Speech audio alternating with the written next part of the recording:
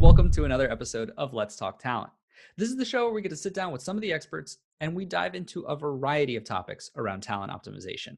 Now, today we're joined by Lee Pichette. He's the SVP of Strategy and Corporate Development here at the Predictive Index. Lee, thanks for joining. Hey, Josh. Thanks for having me. Of course, of course. Now, Lee, I have some fun facts for you. Well, they're not as fun. They're mostly just facts. But in the 2019 CEO report that we did, we found that 52% of businesses failed to meet their annual objectives. What's crazy to me is that, even when you have the best laid out plans, you seemingly have this perfect idea. You're like, we're gonna rock this 2019, this 2020, whatever year you're in. And then unfortunately, businesses fail. So why is that? That's what we're going to cover today in this episode of Let's Talk Talent. Now, but let's start from the beginning, right? Because before we even talk about our plan failing, we need to talk about actually creating that plan itself. So let's start from the beginning. Lee, in your mind, what's an example or maybe example characteristics of a high quality business strategy? It's a great question, Josh, and I love the stats that you shared at the beginning. When I think about a great business strategy, and quite frankly, a great company, it's usually based on being mission-driven and vision-driven. So if you can't look at your strategy and look at a big decision that you made and point to how your mission guided that decision, then it's probably time for you to hit pause and revisit either your strategy or your mission, because one of those isn't where it needs to be. Right. For PI, our mission is better work, better world. We believe that if we can make work better for individuals, that affects their personal life. They'll be better, spouses, partners, parents, siblings, community members, and that'll make the world a little bit of a better place. So that drives some big decisions we make from a strategy standpoint. We've chosen to go for a market penetration strategy where we're going to help tens of thousands of companies and make sure that our price points and our products are accessible to that many companies. We could hit our same financial goals with a different strategy where we skim the market and we have a bigger price tag for the few people that can afford that, but that wouldn't support our mission. Mhm. So if I think about the one characteristic, it's the best strategies and the best companies are typically mission-driven and vision-driven. Yeah, I think that makes sense. Let me dive into that a little bit deeper because what's like a clear way or an indicator that people can see some type of quality where you'd be able to tell, hey, this doesn't align with our mission. And obviously this is very specific, but like let's think of PI, right? Like if I was creating these business objectives and you were sitting there right across from me and you were like, hey, this doesn't meet our mission, or this doesn't have our vision in mind. What are some of those indicators or those red flags to be wary of?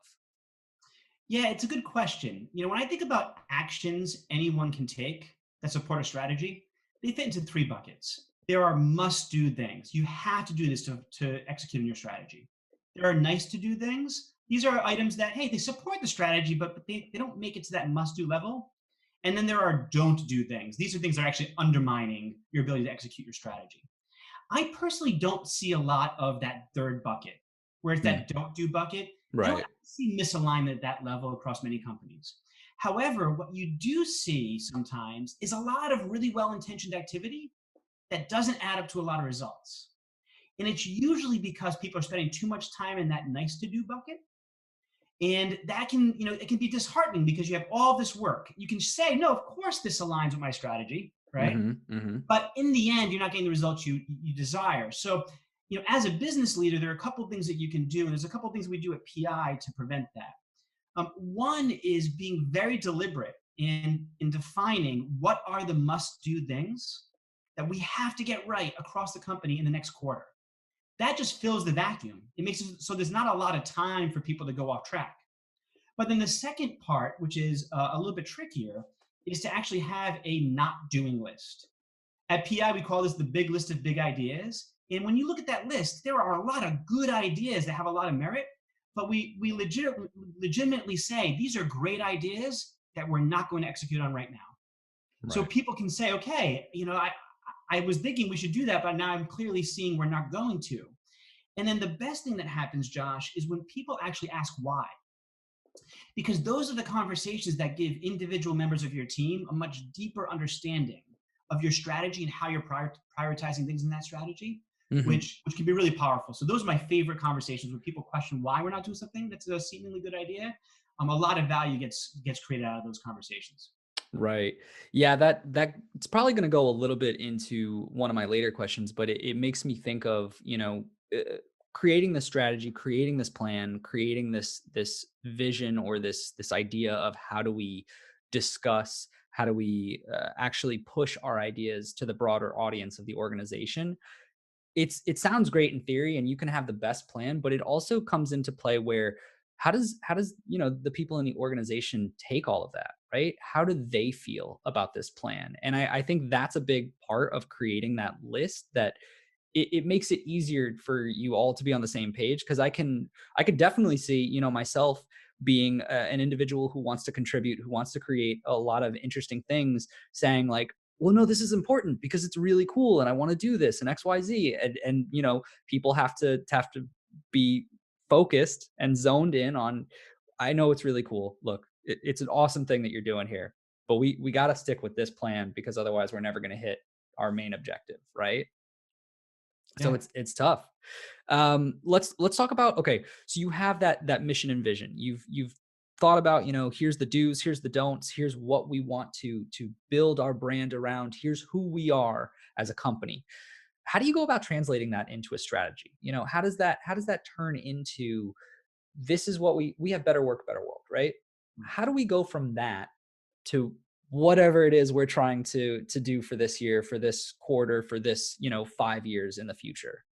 So the first step, Josh, in translating a mission and vision into a strategy is really about setting the stage for a productive conversation. Often, when a leadership team is having a hard time deciding on a strategic decision, the root cause is that the people on that team are actually planning for different futures.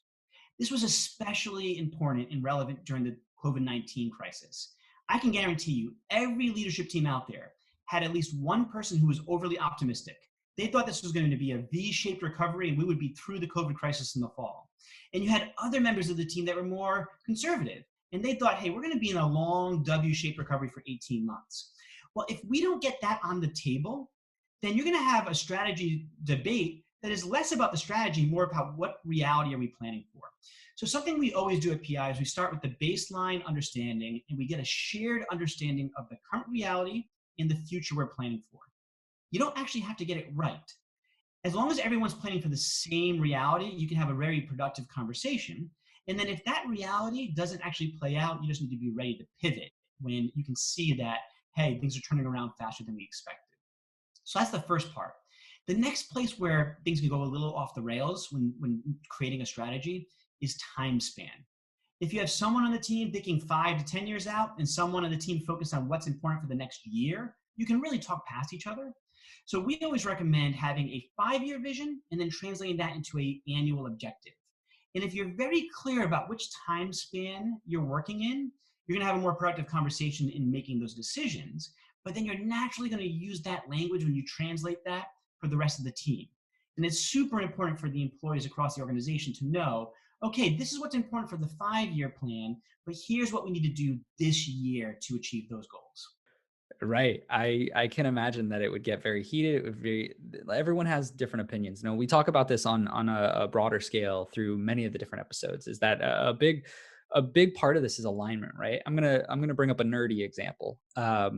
Because for me, I watch a lot of, and people who are watching this probably have no idea what I'm talking about, but I'm into video games, and there's this thing called esports. It's basically like sports, but it's electronic sports. It's people who play video games online competitively. And there's a lot of games that I watch that have, like 5 people, multiple people teams. And this is always something they harp on, is even a team that's not as good individualistically, all their players, then another team can still beat a team with the best players if they're more aligned. Because if they're a cohesive team, they'll still beat someone who, individualistically is better than them. And I think that speaks a lot even into this business. You can apply that, is that if your individuals are talented and smart and just the best business people, but they're butting heads constantly, you'll get nowhere, right? It's I don't know. It's definitely something that you have to pay attention to. So I think that your points make a lot of sense. But now we have our strategy, right? We have this idea. We want to show the world. We want to show our organization what we got. So, what are those next steps? What do we actually get people to rally behind us? How do we do this? How do we say, we want to promote this? What are some of those best practices to share, educate the business strategy, get others behind this great strategy that we have created? Yeah, it's a great question, Josh. So let's recap. We have our mission and our vision. We have our Hmm. 3 to 5 year strategy. And then we have that 1 year annual objective. Hmm. Well, the first step, if you want people to rally behind that, they have to clearly understand it. And they need to be able to look at how their work makes an impact on those goals. So, what we found is really helpful is to focus on describing that annual objective through a few keys to success. You need to be able to say, we need to accomplish these 3 big things during the next year. And here's how we'll measure progress throughout the year. And you need to measure that on a quarterly basis, if not more frequently, so that people understand, hey, here's where we are against our plan and how we're making progress against that plan. So if you make it tangible for people, that's the first step. And now, once you have it in a format that's easy for people to understand, now it's just about repetition. Every new employee onboarding experience should start with mission, vision, strategy, and annual objective, so that as they're being onboarded, they understand what they're working towards. And then every quarter, if not monthly, it should be reviewed at the all company level. Hmm. Then every team leader needs to be trained to relate every major decision to either our mission, our vision, our strategy, or one of those key performance indicators against our annual objective. If people are always talking about what we're doing through that lens, it becomes easier for people to absorb and remember. So repetition is key, but you can only repeat something that's clear and easy to understand. Right. That makes sense. Now, thinking about that is it specifically about the team leaders and referring back to it every chance. Is this just examples around like the leaders should be constantly bringing it up or saying why certain tasks associate with that goal? Or are there other examples or things that these leaders should be doing to make that part of the discussion rather than, because I'm thinking of like, when a leader is constantly saying, like you're mentioning that repetition, that over and over and over again, you run a course or a potential to have the team members kind of be like, yeah, we get it. All right, enough. Like we've heard this 1,000 times. Like, how do you get them from that, for the leader explaining it to the actual individual saying it, right? The team member saying it, as opposed to it just being the leader pushing this. Yeah, it's a great question. It's a great challenge. I think one of the most challenging parts of this is making sure that every single person in the company sees their role in achieving the company's goals. And that can be challenging for some roles. It's a little bit Right. easier for sales roles and roles that are more front of the house because they can see that instant result, right? Hmm. Hmm. But the way that I always recommend that you approach this is as often as possible, have your team goals and your individual goals lead directly to the company's annual objective. Right. And sometimes this is hard, and sometimes you actually need to break the mold on what you would normally do for an incentive plan. When you think about when a strategy is ignored by individuals or kind of said, oh, that's nice, but I'm going to put it to the side, it's often because they have company mandated short term goals that are not aligned with achieving that broader strategy. What Right. they need to do to hit their number this quarter, it's actually harder to do if you focus on building for the long term. So that's a place where it can be really hard, and you sometimes need to break the mold. If as a company, if you really believe that creating this new behavior or this new sales motion is going to be important for your company, you need to be able to tie individual and team goals to that, which sometimes is less traditional. And then the last thing I'd say is if you're talking about KPIs that now really matter to each individual team and each person, then you just have to make sure you don't gloss over the why behind that KPI. You have to be able to say, we're trying to move this number, and this is why it's strategically important. Hmm. If you can't say that, if your only answer is it's really important because that's the number the CFO asked me for, then you're Right. not gonna win the hearts and minds of people, right? But if you can say this is why it's strategically important for the future, and people understand that, I think you can get more support behind Yeah. And I think it also works both ways, right? Is I think that from a leader perspective, you should be telling the individuals that. But as the individual contributors or just the managers who are trying to lead a team, you should have the not responsibility, but like the strength to come to those higher powered leaders and say like, hey, I want to know why this number is this number, because I want to make sure that my team is aligned to understand it better so that I can be a part of this and we can meet that goal. Because sometimes, people do make these crazy accusations where they're like, this is a number, I want this. And it's like, well, does that really work though? And sometimes it does, but not all the times. Um, let's talk about, those steps are important, right? How we get there, how we get people actually aligned. But how do you know if people really understand the strategy that was communicated? How do you make sure that your team is ready for this? So, what I'm thinking about is like, what are some signs of alignment versus misalignment that a person could look for?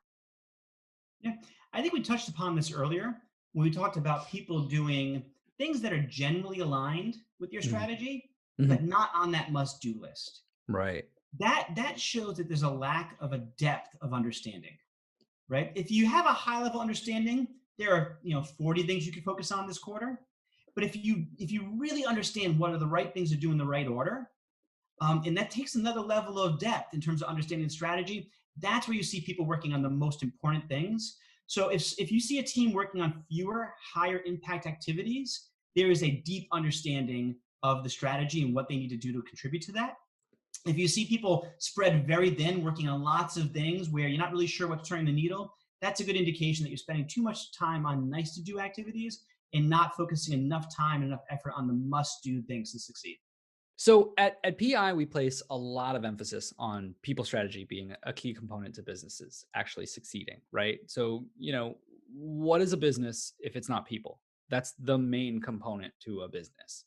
And the problem though is I wonder how you measure whether your team is prepared. And I'm thinking more from like a behavioral setting. So, are there specific traits associated with executing a strategy successfully, or do you think it doesn't matter? What does it look like for you? It's a great question, Josh. So I think there's a few places where people start and end on this journey. I mean, the first thing that's kind of table stakes is, hey, do people have the right skills for the job? Mhm. At PI, we'll always compromise on skills if we have someone that we believe is naturally driven to do that job and do what's required for that job. But this is where most people stop. They stop at the job requirements. And Mhm. what's really more important to having the right team in place to execute on a strategy is understanding how does that entire team align with what the work that needs to be done, right? How does the team, do you have the right people on that team for either that team strategy or the company strategy? An easy example is a tech startup. Tech startups are usually pursuing high growth strategies that require innovation. Not always, Mhm. but often. Mhm. And what we describe there is a team it's really pursuing and exploring strategy. Now, you'll naturally draw people to that company who are risk tolerant, who are innovative. And when you do that well, we really call that a perfect fit, where you have an exploring team pursuing an exploring strategy. Now, Mhm. we have tools that help you use data to kind of understand is that what you have on the table right now? But others do this more by intuition. But that's where you see magic happen, where you have people that are naturally driven to do the work that your strategy requires. Right. That makes sense. And it is kind of tough, right? Because there's just so many people involved. It's tough to also go from the job perspective, then the team perspective, then the strategy perspective. You know, it's a lot of variables that when they all come together create a challenging hurdle to take on. But I think that it does make sense that if you're not taking these into account, you're leaving a lot of room for error. Absolutely. Yeah. So let's say our last question that we have for today. Let's say that you've now got your people on the same page, right? Let's say you did everything right. You got that strategy. You got them aligned. You rallied them up. You you've been rocking it for months now, right? Things are going pretty smoothly. Things are going great.